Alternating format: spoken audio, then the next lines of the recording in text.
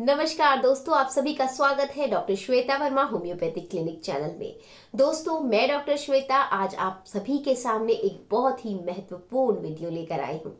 दोस्तों, हमने काफी सुना है हाई ब्लड प्रेशर के बारे में। हाई ब्लड प्रेशर के आगे जाके काफी ज्यादा कॉम्प्लिकेशंस भी हो सकते हैं अगर समय से दवा ना ली जाए।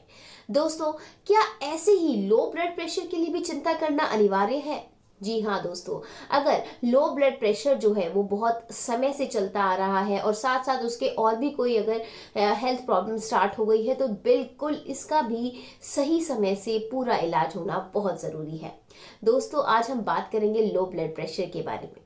हमारा जो हार्ट है ये हमारे पूरे शरीर में ब्लड को पंप करता है, यानी कि हमारे पूरे शरीर के हर एक ऑर्गन में जो है ऑक्सीजनेटेड ब्लड को जो है पहुंचाता है। दोस्तों, अब हमारे जो हार्ट में अगर कोई दिक्कत आ जाए तो इससे हाई बीपी भी हो सकता है और लो बीपी भी हो सकता है। तो हमारा हार्ट जो है वो बहुत इंपॉर्टेंट रोल प्ले करता है। अगर देखा जाए तो जो एक परफेक्ट रीडिंग होती है ब्लड प्रेशर की वो होती है 120/80 mmHg। दोस्तों, अगर इससे में 10 ऊपर या 10 नीचे हो जाए तो भी हम उसको नॉर्मल मानते हैं, लेकिन अगर इससे ज़्यादा फ्लक्चुएशंस आ रही हैं तब हमें इस पे ध्यान देना बहुत ज़्यादा ज़रूरी हो जाता है। समय रहते ही इस चीज़ पे ध्यान देना, इसकी टाइम से दवा लेना बहुत ज़्यादा ज़रूरी हो जाता है, नहीं तो आगे जाके और भी कॉम्प्लिकेशंस हो सकती हैं। दोस्तों, लो बीपी में अगर आपका बीपी 90/60 या 90/50 जा रहा है तो जी हाँ, बिल्कुल इस पे ध्यान देना बिल्कुल बिल्कुल ज़रूरी है।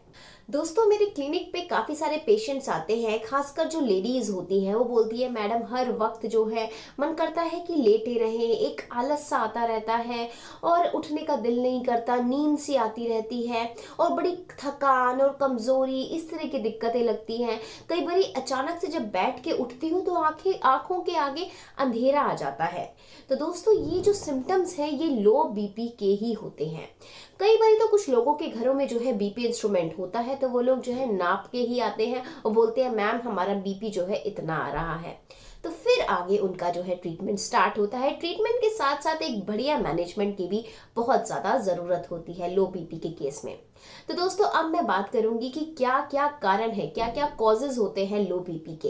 देखिए, जैसे कि मैंने अभी बताया, कार्डियक प्रॉब्लम भी हो सकती है, यानी कि दिल से रिलेटेड कोई भी बीमारी हो सकती है जिसकी वजह से ब्लड प्रेशर लो हो रहा है।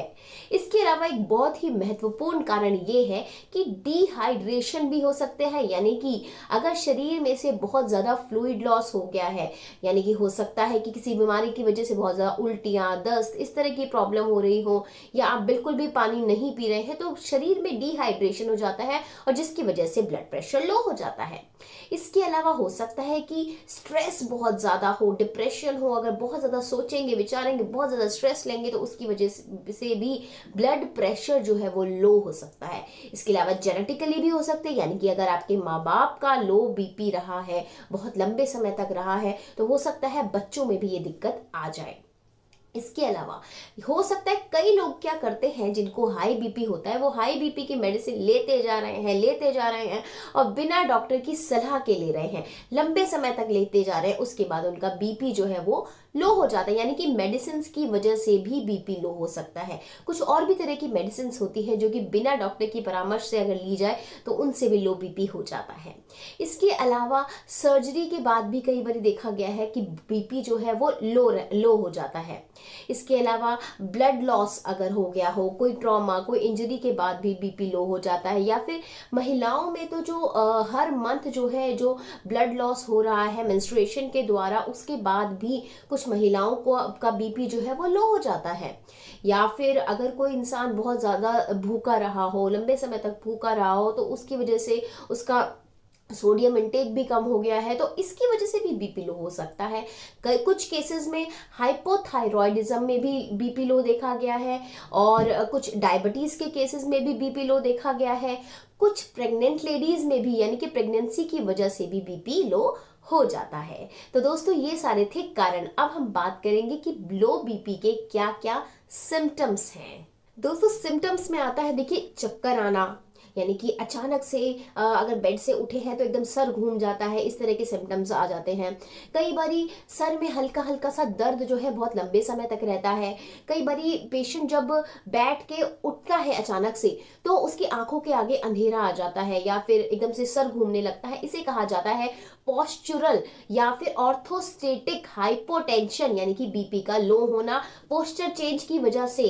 इसके अलावा कई बारी कुछ पेशेंट्स को धुंधला दिखाई देने लगता है, कुछ लोगों को उल्टी जैसा लगता रहता है, बड़ी थकान सी रहती है, किसी काम में मन नहीं लगता, लो कंसंट्रेशन हो जाती है, हाथ पैर एकदम ठंडे से रहते हैं। इसके अलावा चेहरा एकदम सफेद हो जाता है, सफेद सा रहता है।